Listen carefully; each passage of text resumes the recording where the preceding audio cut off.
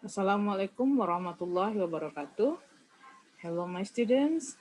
Welcome to my class, Curriculum and Material Development. Okay, right now we are at the 8th meeting and we will discuss a new topic that is about 6 key principles of reframing the current ELT curriculum in Indonesia. ELT refers to English Language Teaching. So, today I am Miss Rika Afrianti will present you about 6 key principles to reframing the current ELT curriculum. Ada 6 principles untuk mereframe, membingkai kembali kurikulum yang sekarang ada di Indonesia. Jadi kenapa? Karena dianggap kurikulum kita yang ada itu belum sempurna, masih ada kekurangan. So that's why we need to know 6 principles. Ada 6 prinsip untuk mereframe kurikulum yang sudah ada. Jadi, what is the position of teachers here and how to reframe the current curriculum? Let's see how to do that. Okay. Before we come to the principles, let's see one by one. We come to CPMK. CPMK mata kuliah kita kali ini adalah mampu menjelaskan pendekatan prinsip utama atau dasar-dasar perumusan kembali kurikulum pendidikan bahasa Inggris di Indonesia. Jadi kita akan membahas mengenai bagaimana prinsip perumusan kembali kurikulum yang ada di Indonesia. Jadi kita bukan bikin kurikulum ya, tapi merumuskan atau membentuk kembali supaya dia menjadi lebih baik. Nah, kita lihat apa saja itu. Ada 6 principles. Let's see, 6 key principles of reframing the current ELT curriculum in Indonesia. Let's see, what is that? This is providing direction for adapting the official curriculum to a particular pedagogical context. These principles also attempt to position teachers as curriculum developers and makers. So here, these principles help you as the teacher to adapt, okay, to develop, to adapt the current curriculum right now. We know that in Indonesia right now, we use curriculum 2013.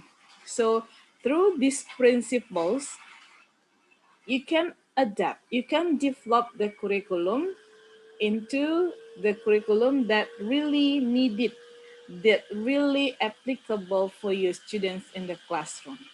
Ya, jadi prinsip ini, asas-asas inilah yang nanti membantu kita dalam mengadaptasi dan mengembangkan kurikulum yang sudah ada, bukan mengganti. Jadi kalau mau mengadaptasi, mengembangkan kurikulum sesuai kebutuhan anak, nah ikutilah, penuhilah asas-asas berikut ini. Nah itu yang mau kita bahas pada pertemuan kita kali ini.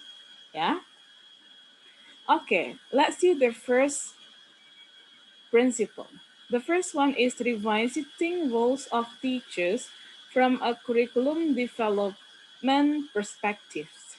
Okay, here, as a teacher, you have to know that you have the roles in teaching learning process and in developing curriculum.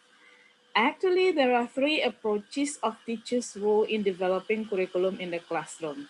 Ada 3 pendekatan peran guru dalam pengembangan kurikulum di kelas. Pertama adalah fidelity curriculum transmission, ketepatan penyampaian kurikulum. It refers to the teacher develop curriculum based on the standard of pedagogy.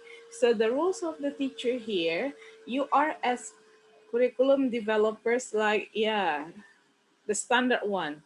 What does it mean by the standard one? You mengembangkan kurikulum seperti pengembangan silabus, RPP, bahan ajar.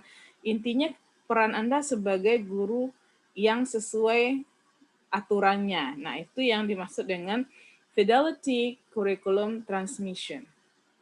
The second one is adaptation. curriculum development, adaptasi pengembangan kurikulum. Here, from the title, we can see that the teachers can do adaptation. Okay, what does it mean adaptation? You can adapt the current curriculum. Ada materinya, Anda bisa adaptasi materi tersebut. Kita ada materi besarnya, nanti untuk yang kecil-kecilnya, aplikasi di dalam kelasnya, itu Anda bisa adaptasi sesuai dengan kebutuhan anak di kelas. Jadi jangan memakai mentah-mentah yang diberikan oleh pemerintah, itu maksudnya. Jadi ada proses adaptasi di dalam itu. Oke, jadi jangan pure you take or use that curriculum in teaching learning process. Enggak begitu. Adaptasi dia. Mana yang sesuai, tapi dia tidak melanggar kaedah dari kurikulum Indo. Nah, itu yang maksud dengan adaptation, curriculum development. And the last, enactment, curriculum making. Pengesahan atau pengesahan penetapan kurikulum. Refers to the teachers try to develop curriculum based on the student needs, interest, and students' personality. Kalau tadi adaptasi namanya, kalau sekarang adalah bagaimana mengembangkan kurikulum sesuai dengan kebutuhan anak, minat, dan kepribadian anak. Jadi jangan nanti pengembangan kurikulumnya hanya monoton sesuai dengan kurikulum induk, padahal anak nggak butuh. Nah, jadi intinya adalah ketika kita mau mengembangkan kurikulum, Ananda harus ingat bahwa sebagai guru jangan menerima saja kurikulum itu. Ananda punya peran di situ, peran sebagai standar teacher, artinya memang mengembangkan kurikulum, membuat bahan ajar, segala macam, tapi peran yang lain adalah Anda boleh melakukan adaptasi, boleh melakukan pengembangan. Jadi jangan monoton hanya mengikuti itu saja. Kalau misalnya di dalam kurikulum itu diberikan materinya mengenai naratif, kembangkanlah naratif itu, adaptasilah itu sesuai dengan naratif yang bisa dipakai di daerah kita semua. Jadi jangan di daerah orang ceritanya ini, di daerah kita dibawakan itu pula, nggak bisa. Kita lakukanlah adaptasi supaya materi itu berterima bagi anak-anak kita di daerah kita pula. Nah, seperti itu kurang lebih. Yang kedua, negotiating policy and curriculum materials, teacher-driven language curriculum development. Nah, it means that this principle explains that teachers can be a drivers of changes in both language policy and practice within and beyond their classroom and schools. And then teachers can modify curriculum content in school and classroom level. So here, the teacher can be the curriculum makers. I mean curriculum makers here. The teachers can negotiate about what should be taught to the students and what kinds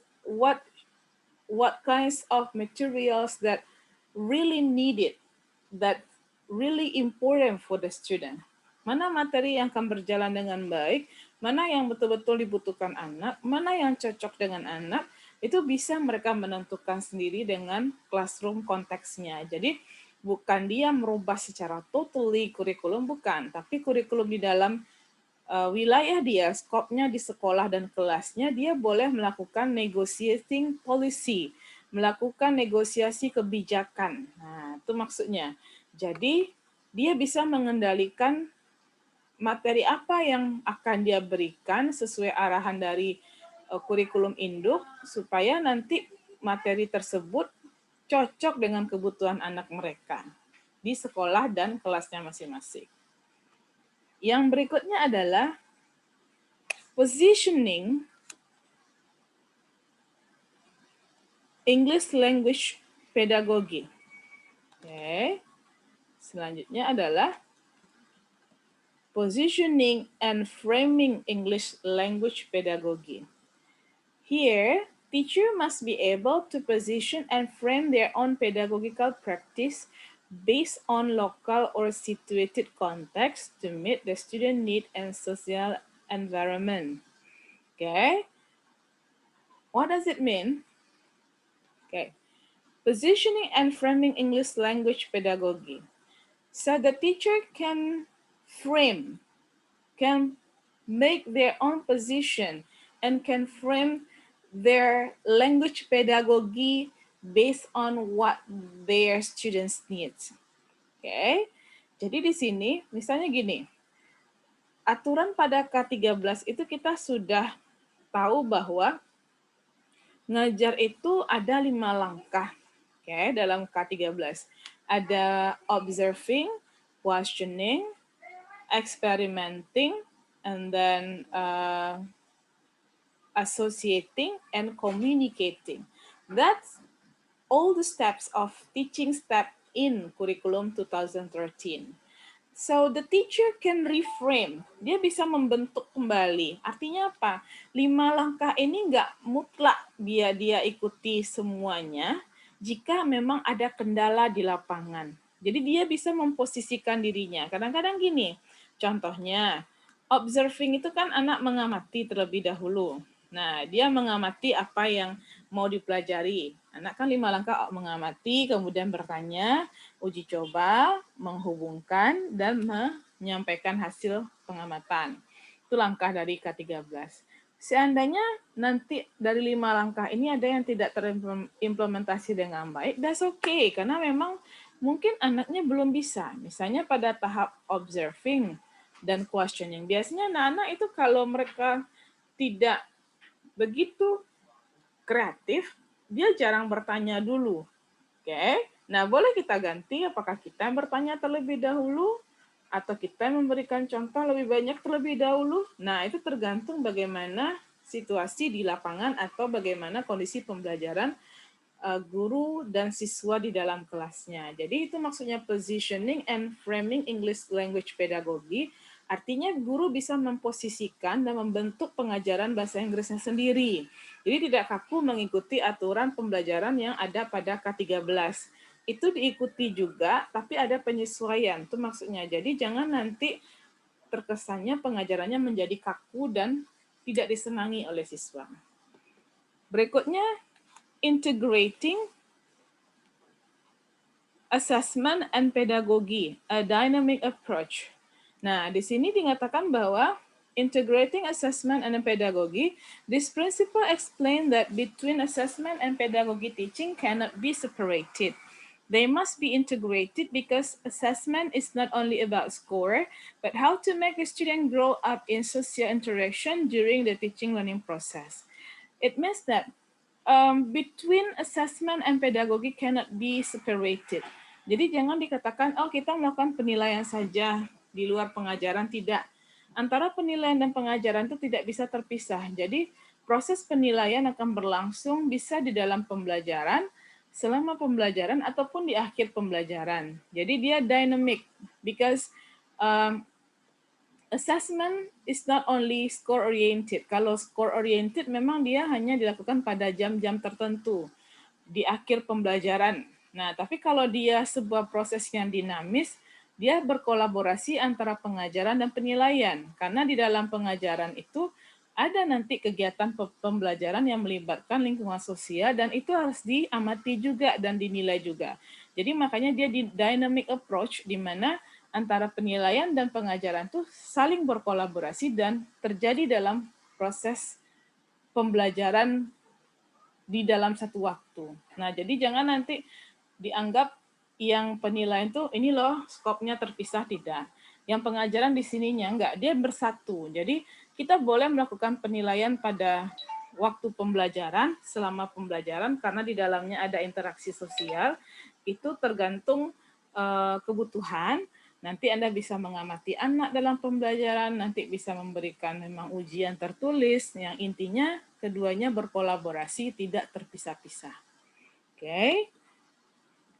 Yang kelima, principle number 5, re-envisioning sound language teacher training and education.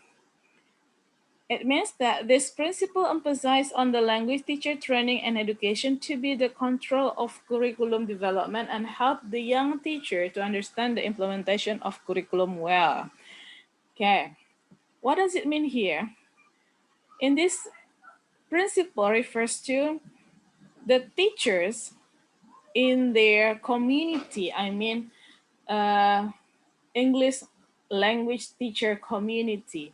Biasanya kan kelompok guru ini, bidang studi itu ada kelompok gurunya. Nah, di sini kelompok guru lah punya tugas untuk bagaimana pengembangan kurikulum itu berjalan dengan baik sehingga nantinya guru-guru muda yang atau calon guru ketika dia menjadi guru di sekolah dia dapat transfer of knowledge how to develop kurikulum dari kelompok guru-guru tersebut. Jadi di sini jika mau melakukan reframing kurikulum, gimana cara melakukannya melalui kelompok-kelompok bidang studi pembelajaran. Jadi di sanalah nanti kurikulum akan dibahas dan dikembangkan sesuai dengan kebutuhan di lapangan. Sehingga nantinya guru-guru yang muda yang baru-baru saja mengajar bisa mendapatkan ilmu dari kelompok-kelompok tersebut. Nah, itu membantu untuk mereframing kurikulum kita. Kemudian yang terakhir, sustaining vibrant teacher professional development. Oke. Oke, kita lanjut. Sustaining. Here, teacher professional development, sustaining vibrant teacher professional development refers to, this is a kind of program, teacher professional development, is a kind of program to improve the quality of teacher in developing curriculum. Jadi, sebuah program pelatihan guru profesional yang mana di sini akan melatih guru untuk menjadi orang-orang yang hebat, kemudian dan mereka di dalamnya saling membantu dan akan membicarakan bagaimana sih idealnya pengembangan kurikulum yang baik itu. Nah, dalam teacher professional development ini ada prinsip yang harus dikemukakan, yaitu collaboration, life impact, engagement, empowerment, and sustainability. Artinya di sini prinsip ini pada dasarnya adalah bagaimana guru tersebut di dalam kelompoknya dia melakukan kolaborasi, bekerja sama untuk membicarakan bagaimana pengembangan kurikulum yang idealnya, kemudian nanti bagaimana nanti mereka akan engagement and empowerment, mereka akan bersama-sama untuk saling membantu antara satu guru dengan guru yang lain untuk membicarakan pengembangan kurikulum dan bagaimana nanti mereka bisa mengikuti pelatihan-pelatihan untuk mendapatkan sertifikat atau bagaimana mendapatkan ilmu menjadi guru yang profesional. Nah, jadi kalau ingin mereframing kurikulum, ikutilah 6 prinsip yang tadi sehingga pengembangan kurikulum kita menjadi lebih baik. Oke, jadi the conclusion is, kesimpulannya adalah, there are 6 principles of reframing kurikulum in Indonesia. Ada 6 principles atau dasar untuk mereframe kembali kurikulum di Indonesia. Kenapa? Karena kurikulum yang ada belum sempurna, belum mencapai target yang diinginkan, sehingga kalau kita mau mengimplementasikan kurikulum ini, harus memiliki beberapa penyesuaian sehingga kurikulum itu bisa terimplementasi dengan baik. Ya, ada 6 tadinya. Nah, jadi prinsip itulah yang harus dimiliki oleh guru ketika dia mau menjadi seorang guru, karena guru itu di dalam pengajaran ini dia adalah agent of change, dia adalah agen perubahan. Jadi kalau misalnya dia mau melakukan penyesuaian pada kurikulum, pada langkah-langkah pengajaran, itu boleh-boleh saja, asalkan tidak melanggar dari aturan pengajaran dan kurikulum yang ada secara nasional. Nah, itu yang perlu diingat, jadi supaya kurikulum kita terimplementasi dengan lebih baik. Oke? Ini pertanyaannya. Kuisnya cuma satu. Why do the teachers need to know about the 6 principles of reframing ELT curriculum in Indonesia? Ya, berikan alasannya kenapa kita harus tahu 6 principles yang tadi sudah saya jelaskan. Dan I hope you can understand it well. Okay. Thank you for your attention. Do it carefully. Assalamualaikum warahmatullahi wabarakatuh.